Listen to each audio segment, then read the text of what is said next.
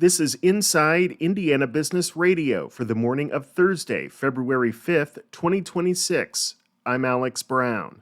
The Indiana Chamber of Commerce on Wednesday awarded the Coolest Thing Made in Indiana Award to Elkhart Brass Manufacturing for its unique glow-in-the-dark smooth-bore nozzle, which is used by firefighters to quickly identify equipment in low-visibility environments. Vice President Chris Martin. It's one of the most common things that we make that's very recognizable by firefighters. We think we make a really cool product, and we have a lot of pride and ownership in it, but this just kind of gives you some more validation that everybody else thinks so too. Shipshewana-based Stone Horses was this year's runner-up in the online bracket-style competition. Louisville-based Conco will be joined by local and federal officials today to cut the ribbon on its expanded facility in Scottsburg. The company, which manufactures ammunition containers for the U.S. military, is celebrating the completion of the $71.4 million expansion first announced in 2024.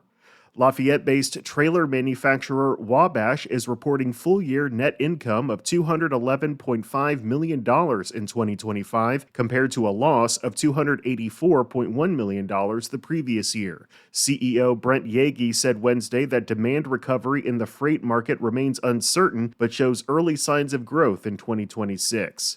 From the number one source for Indiana business news, this is Inside Indiana Business Radio.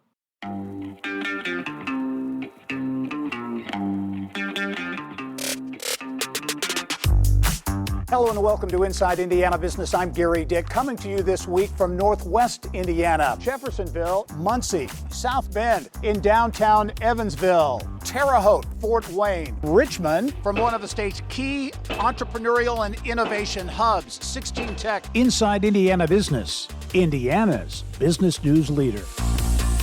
State investment funds could be allowed to dip their toes into the world of cryptocurrencies as part of a bill that narrowly passed the Indiana House this week. IIB's Aubriana Herron has more. If the bill passes the Senate in the back half of the session, a variety of retirement funds for teachers, lawmakers, and other public employees would be required to offer the option for members to invest in cryptocurrency exchange funds.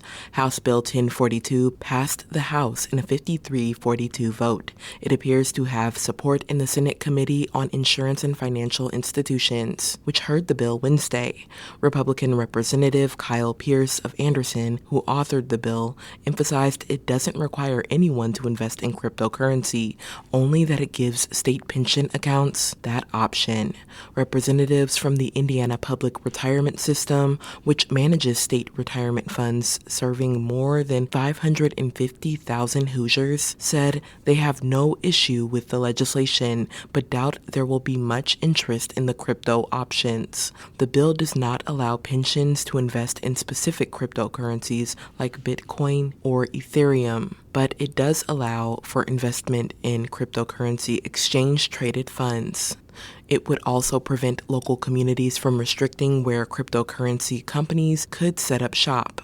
Aubriana Herron, Inside Indiana Business Radio. Indianapolis-based Elevance Health is suing 4 former executives, claiming the group, who worked as senior leadership for the company in Puerto Rico, breached their contracts by leaving Elevance and immediately joining a competitor in similar roles. Elevance claims under employment agreements, the defendants were told that for a period of 12 months following termination of their employment, they could not obtain a similar job within the company's restricted territory at a competing company. Elevance said that because the defendants broke their agreements, the company is now owed the value of their respective equity awards, which the lawsuit claims the company has asked for but has not yet received. Jim Cornelison is this week's guest on the Business and Beyond podcast with Gary Dick, presented by PNC, a weekly conversation with high-profile Hoosiers in business, sports, and entertainment, and beyond. Available now on the IBJ Media app or your favorite podcast provider. I'm Alex Brown for Inside Indiana Business Radio on Demand.